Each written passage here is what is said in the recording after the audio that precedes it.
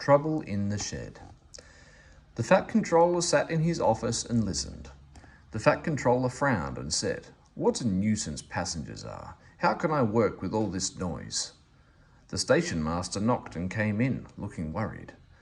"There's trouble in the shed, sir. Henry is sulking. There is no train and the passengers are saying this is a bad railway." "Indeed," said the Fat Controller. "We cannot allow that. Will you quieten the passengers, please? I will go and speak to Henry." He found Henry, Gordon and James looking sulky. "Come along, Henry," he said. "It is time your train was ready." "Henry's not going," said Gordon rudely.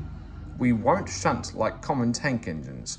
We are important tender engines. You fetch our coaches and we will pull them. Tender engines don't shunt." And all three engines let off steam in a cheeky way. "Oh, indeed," said the Fat Controller severely. "We'll see about that.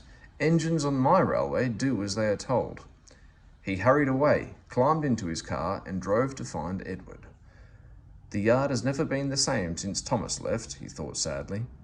Edward was shunting. "Leave those trucks, please, Edward. I want you to push coaches for me in the yard." "Thank you, sir. That will be a nice change." "That's a good engine," said the Fat Controller kindly. "Off you go then." So Edward found coaches for the three engines, and that day the trains ran as usual. But when the Fat Controller came next morning, Edward looked unhappy. Gordon came clanking past, hissing rudely. "Bless me," said the Fat Controller. "What a noise!" "They all hiss me, sir," answered Edward sadly. "They say tender engines don't shunt. And last night they said I had black wheels. I haven't, have I, sir?" "No, Edward, we have nice blue ones, and I'm proud of you. Tender engines do shunt, but all the same you'd be happier in your own yard. We need a tank engine here." He went to an engine workshop, and they showed him all sorts of tank engines. There were big ones and little ones.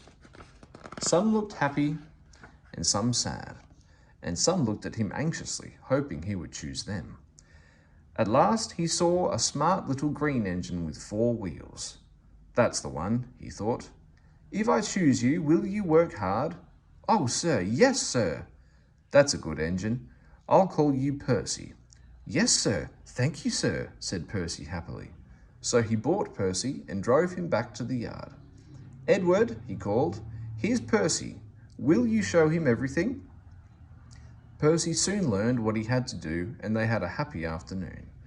Once Henry came by hissing as usual. "Whee-ish!" said Percy suddenly. Henry jumped and ran back to the shed. "How beautifully you wheeshed him," laughed Edward. "I can't wheesh like that." "Oh," said Percy modestly, "that's nothing. You should hear them in the workshop. You have to wheesh loudly to make yourself heard." Next morning Thomas arrived. "The Fat Controller sent for me. I expect he wants help," he said importantly to Edward. "Shh, shh, here he comes." "Well done, Thomas. You've been quick. Listen, Henry, Gordon and James are sulking. They say they won't shunt like common tank engines. So I have shut them up and I want you both to run the line." "Common tank engines indeed," snorted Thomas. "We'll show them." "And Percy here will help too," said the Fat Controller.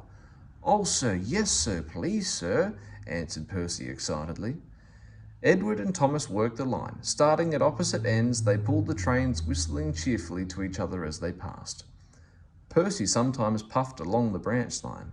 Thomas was anxious, but both driver and guard promised to take care of Annie and Clarabelle. There were fewer trains, but the passengers didn't mind. They knew the 3 other engines were having a lesson. Henry, Gordon and James stayed shut in the shed and were cold, lonely and miserable. They wished now they hadn't been so silly.